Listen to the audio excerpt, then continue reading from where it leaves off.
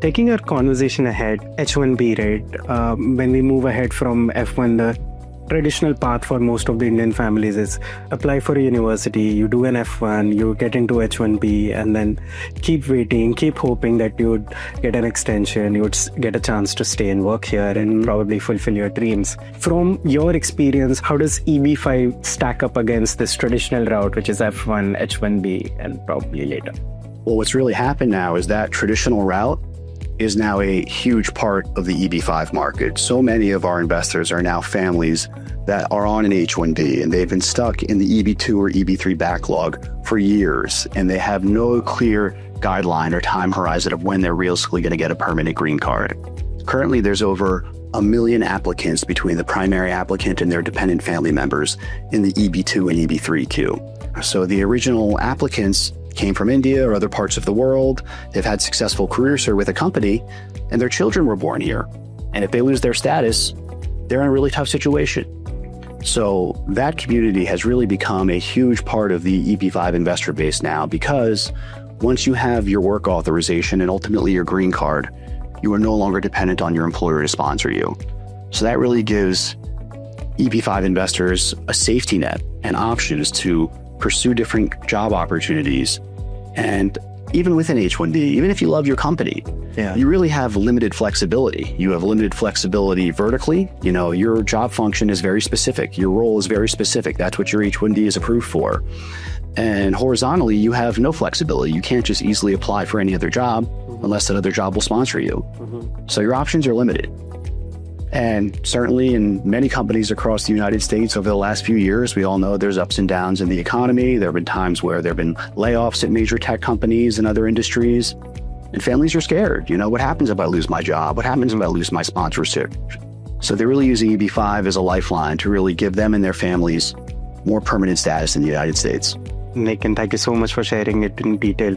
I'd love to ask if somebody, any parent, any student who's just starting today about this entire EB-5 immigrant visa program, what should they consider? Where should they start? Step one is certainly to educate yourself about the program. Educate yourself about what the immigration process is. Educate yourself about what the investment process is. And then you need to make a very personal decision of, is EB-5 right for me and my family? It's a big investment. It's a long process.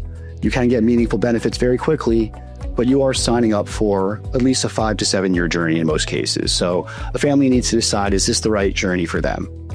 And if they do decide that EB-5 is the right path for their family, I really think the very first step they should make is to start working with an immigration attorney. Because for most investor families, the biggest bottleneck in this process before they can start their immigration process is completing their source of funds. For most immigration attorneys, even for a very easy source of funds, it's going to take a minimum of 6 weeks to do the source of funds work, which is a crucial part of the application. In fact, it's the #1 reason why applicants are denied, or due to issues with the source or the path of their funds.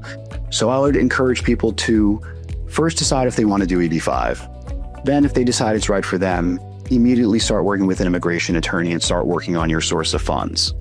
Also, regarding the funds, in many cases, families still need to liquidate assets. Maybe they need to sell a property. Maybe they need to sell stocks or options or ESOPs or RSUs. Maybe they need to get a loan. Many of our investors are using home equity lines of credit to make these investments. That can take a month or 2 months or several months. So all these things take time and are bottlenecks before you're able to actually proceed in many cases. Then, when I think an investor family has reliable visibility that they're going to be in a position to start, and in many cases complete, an investment within a 2 to 3 month time horizon, I think that is the right time to start doing real project due diligence. I think naturally a lot of investor families I speak with, they think, oh, the first step is to find the project, then I'll worry about my source of funds. And I understand that logic, but I think it's actually the wrong way to go about it. I think first, make the family decision. Is this really what we want to do? If we do, start working on your funds immediately. And then when you have that reliable visibility that you're going to be in a position to make your investment within a 2 to 3 month window, I think that is the right time to start speaking with regional centers and evaluating projects. And then while your source of funds is in progress, you make your final investing decision so that when your funds are ready, you can then immediately make your investment and file your petition. I couldn't agree more. I think this program is not just a financial decision that the parents or the families will make, but also a very personal and an emotional decision. Very much so. So I would definitely encourage everybody to sit down, have that chat, think as long as you want, whether you want to do this is the right choice for you, what it is, how it works, when do I start, where do I start, and how much money should I put in.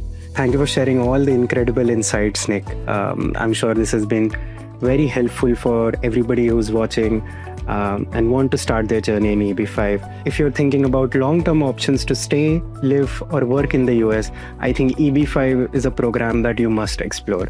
Just make sure you work with a trusted partner, Nick and Canam team. Anand, thank you very much for your time as well, and thank you to the EduFund team and the EduFund community. I hope you found it helpful. If you have any further questions, do not hesitate to comment below. Thank you.